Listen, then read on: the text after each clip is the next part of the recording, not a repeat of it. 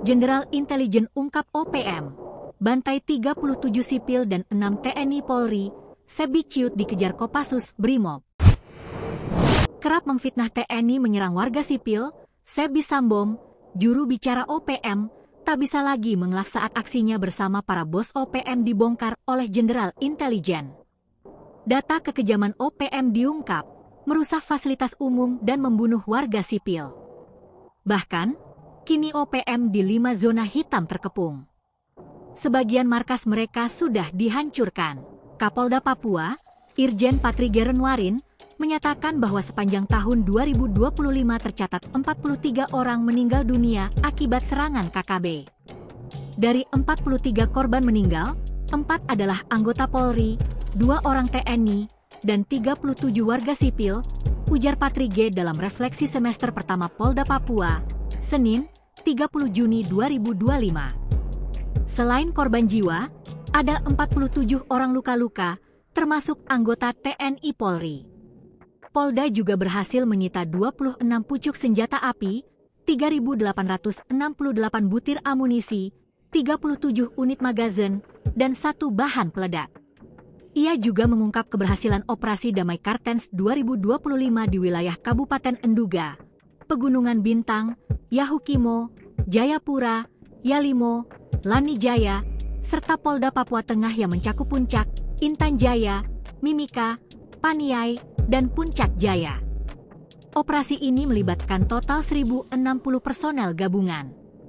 Sepanjang 2025, operasi ini mencatat 12 kali pengungkapan kasus, termasuk penangkapan ex-anggota Polri Aske Mabel, pimpinan KKB Baliem Timur, serta jaringan pemasok senjata api dan amunisi untuk OPM. Serangan OPM juga menyisakan trauma mendalam. Kementerian Koordinator Bidang Pembangunan Manusia dan Kebudayaan bekerja sama dengan Himpunan Psikologi Indonesia turun tangan membantu pemulihan warga sipil yang terdampak. Tokoh masyarakat, Yonas Tabuni, menuturkan bahwa OPM kerap merampas hasil kebun warga, meminta logistik tanpa persetujuan, dan mengancam penduduk yang menolak. Ini jelas pelanggaran HAM yang tak bisa diterima, tegasnya. Kelompok ini juga menyasar guru, tenaga kesehatan, petani, hingga anak-anak. Ketua Komisi Hak Asasi Manusia Papua, Franciscus Kobepa, membenarkan adanya pelanggaran serius oleh kelompok separatis ini. Namun Sebi Sambo mengklaim bahwa guru yang menjadi korban adalah agen intelijen. Kami siap bertanggung jawab atas pembunuhan agen intelijen Indonesia yang berprofesi sebagai guru, ujar Sebi. Ia juga menyebut OPM menembak mati anggota TNI dalam baku tembak sejak pukul 5 hingga sekitar pukul 11 WIB saat TNI melakukan operasi ke markas kelompok separatis di Sinak dan melakukan pengeboman.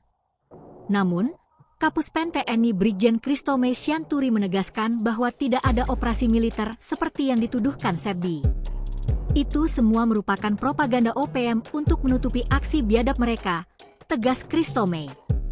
Menurutnya, TNI hanya melakukan patroli rutin bersama Polri, dan para pelaku kini tengah diburu lewat operasi gabungan. Download Tribun X sekarang, menghadirkan lokal menjadi Indonesia.